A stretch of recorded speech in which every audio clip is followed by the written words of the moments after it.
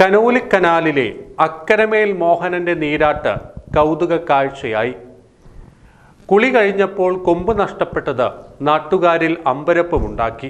തിങ്കളാഴ്ച രാവിലെ 10 മണിയോടെയാണ് വെളിയങ്കോട് നേർച്ചയ്ക്കുള്ള കൊടിയേറ്റ കാഴ്ചയ്ക്കായി അക്കരമേൽ മോഹനൻ കനോലിക്കനാൽ കടക്കാനെത്തിയത്.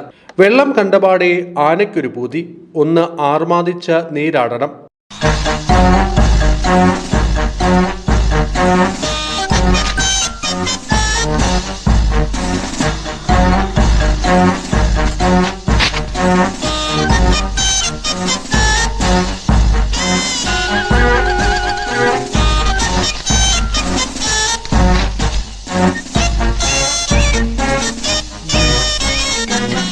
കനോലിക്കനാലിൽ ആദ്യമൊന്ന് മുങ്ങിയ ആനയുടെ കൊമ്പ് പിന്നെ കാണാനില്ല.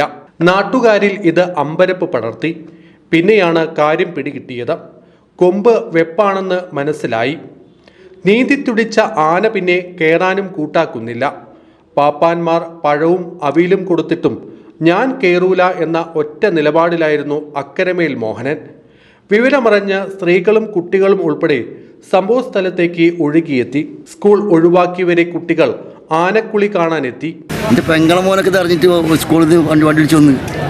ഇവർക്ക് മുന്നിൽ മോഹനൻ ആർമാദിച്ച് നീരാടി. ഇതിനിടെ ചീർപ്പ് പാലം കുത്തിയിളക്കാനും ഒരു ശ്രമം നടത്തി. നാട്ടുകാരുടെ ഭാഗ്യം കൊണ്ട് ആന പിന്തിരിഞ്ഞു. ഇതിനിടെ സംഭവസ്ഥലത്ത് പോലീസും എത്തി. നാട്ടുകാർ കൂട്ടത്തോടെ നിൽക്കുന്നത് കൊണ്ടാണ് ആന കയറാത്തതെന്നായിരുന്നു പാപ്പാന്മാരുടെ വാദം. ഇതോടെ നാട്ടുകാരെ പോലീസ് തുരത്തി ഓടിച്ചു. എന്നിട്ടും അക്കരമേൽ മോഹനന് കയറാൻ മനസ്സുണ്ടായില്ല.